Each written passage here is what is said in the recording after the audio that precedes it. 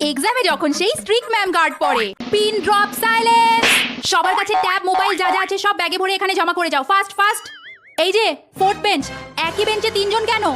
ও পরীক্ষা শুরু হয়নি, তাই তুমি তোমার বেঞ্চ থেকে ওর সাথে দেখা করতে এসছো। যাও নিজের জায়গায় গিয়ে বসো।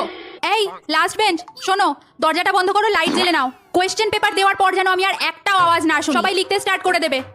এই যে খাতা দিয়ে দিয়েছি তো, নাম রোল নাম্বার লেখো, দাগ টানো। ও লেখা হয়ে গেছে, তাহলে চুপ করে বসো। না এখন কোয়েশ্চেন পেপার দেবো না, বেল পড়তে এখনো 2.5 মিনিট বাকি। তোমাদেরও তো চিন্তা করতে হবে না। এই অদিতি, তোমার রোল নাম্বার তো 5, অত পেছনে কি করছো? সামনে এসে বসো।